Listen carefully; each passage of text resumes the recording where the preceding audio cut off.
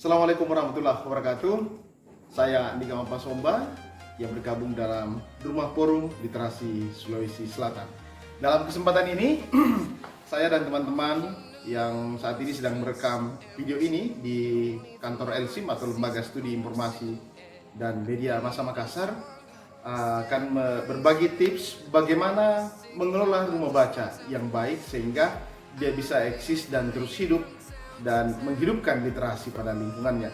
Pada video pertama dan kedua, saya telah berbagi tentang trik bagaimana memulai membangun atau mendirikan sebuah rumah baca, dimulai proses dari adanya orang atau relawan yang ingin menggunakan waktunya, memanfaatkan waktunya untuk mengelola rumah baca. Kemudian yang kedua, saya juga telah berbagi strategi atau cara bagaimana mendapatkan atau mengumpulkan buku dari para donatur pada video yang kedua yang lalu. Nah, ini adalah video yang ketiga.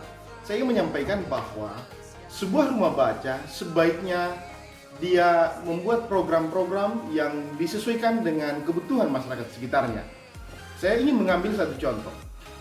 Ada sebuah komunitas, namanya Komunitas Tobonga di Sinjai Barat. Komunitas Tobonga ini dipimpin oleh seorang seniman bernama Abidin Wakur. Jadi di sekretariatnya, selain dia menyiapkan buku-buku, dia juga menghidupkan banyak hal yang berkenaan dengan tradisi pada masyarakatnya yang ada di sekitar lingkungannya itu. Misalnya, dalam setiap tahun, Komunitas Tobonga membuat event yang disebut dengan Festival Pematang Sawah. Nah, pada Festival Pematang Sawah ini, Abidin Wakur mengajak seluruh warga, juga anak-anak sekitar, untuk bermain teater, bermain tradisi seperti pali-pali atau bermain baling-baling, kemudian mainan-mainan lainnya yang sumber daya atau benda-benda yang digunakan itu berasal dari alam sekitarnya. Nah, ini juga merupakan strategi agar rumah baca kita, gerakan literasi kita itu tidak hanya terpaku pada membaca buku, berdiskusi dan seterusnya, tapi juga ada kegiatan-kegiatan yang body touch atau sentuhan tubuh pada setiap anak-anak sehingga mereka bisa lebih akrab.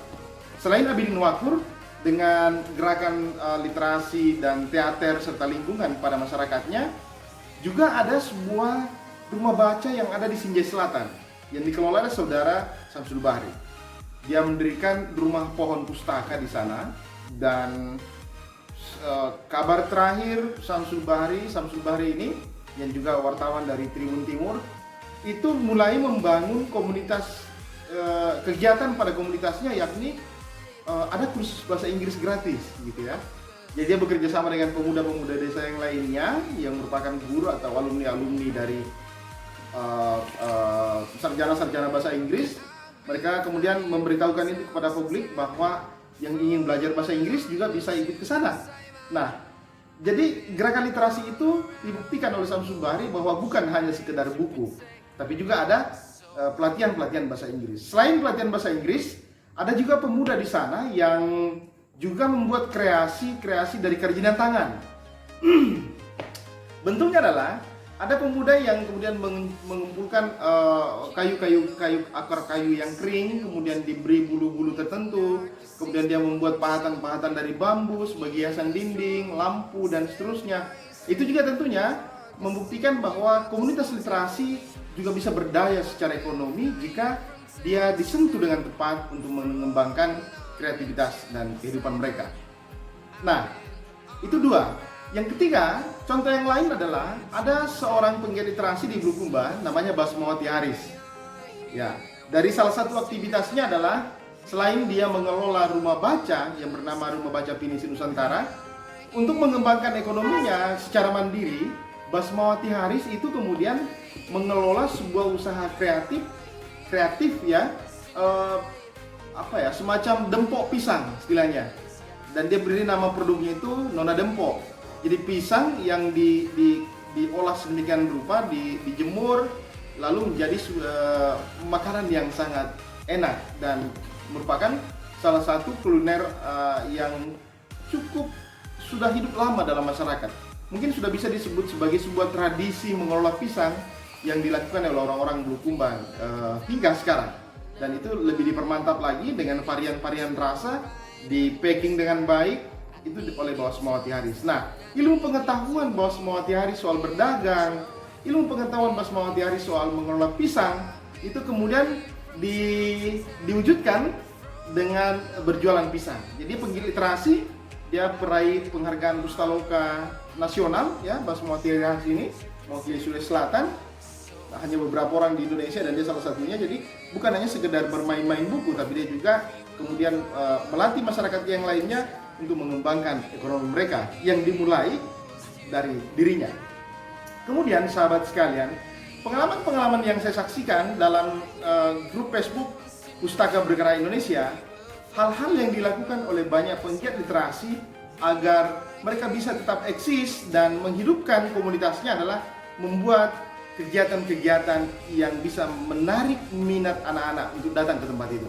Misalnya, ada komunitas, salah satunya adalah Nusa Pustaka ya, di Sulawesi Barat yang dikelola oleh Muhammad Ridwan Alimuddin. Dia sesekali membuat kegiatan-kegiatan yang berbeda, misalnya pemutaran film, ada diskusi-diskusi serius tentang kebudayaan. Nah, ada display soal bagaimana menenun kain sutra mandar dan seterusnya.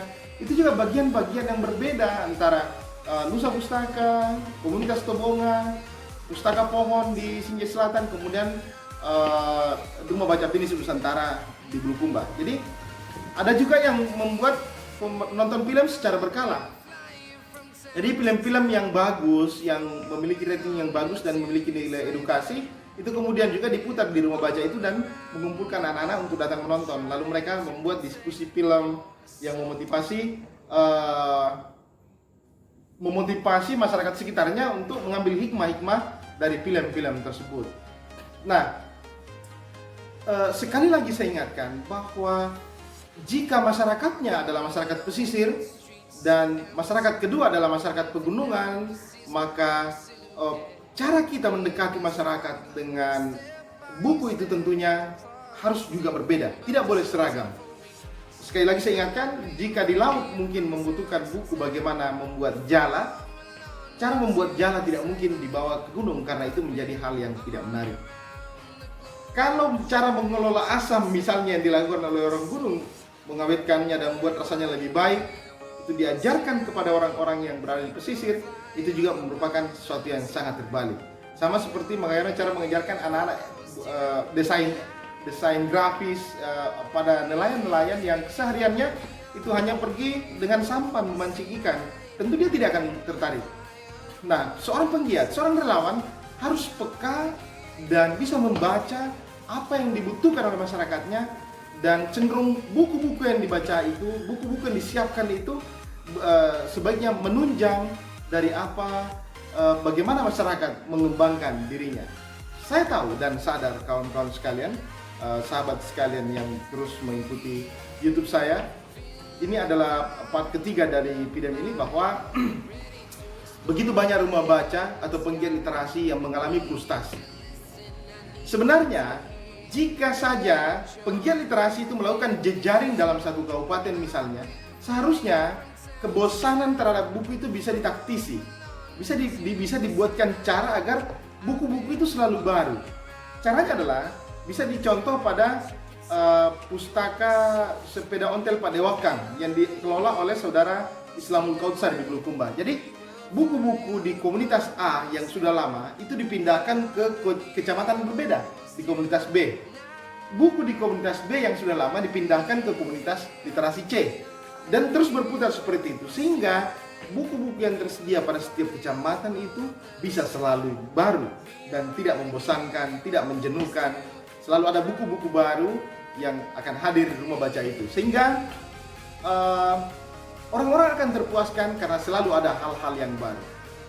Penggiat literasi sebaiknya berjejaring, sehingga bisa ada acara tukar buku, tukar-tukar hadiah yang berkenaan dengan buku, sehingga buku-buku mereka selalu up to date. Tidak membosankan bahwa buku A hanya terletak di situ sepanjang bulan, sepanjang tahun, dan sebaiknya itu di rolling kepada rumah baca yang lain, sehingga selalu ada hal-hal baru di dalam dirinya. Ingat, seorang penggiat literasi tidak selalu fokus bagaimana mendapatkan donasi buku.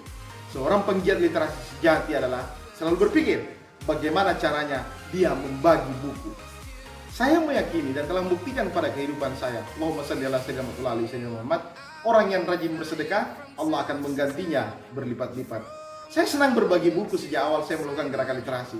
Tapi semakin saya mengeluarkan buku, Allah Subhanahu wa taala selalu menggantikan buku-buku hadiah dari teman-teman saya lebih banyak. Saat ini saja saya belum bisa menjemput semua buku-buku yang telah disumbangkan kepada saya untuk terus saya sumbangkan ke komunitas yang lain. Tapi insya Allah di kemudian hari, jika saya sudah sempat dan ada kesempatan, buku-buku itu akan saya jemput kembali dan saya akan salurkan kembali kepada teman-teman yang bisa saya jangkau. Terima kasih, mohon di like, di share, dan juga di subscribe agar saya bisa mengembangkan channel YouTube ini dan bermanfaat seluas-luasnya untuk gerakan literasi. Salam literasi!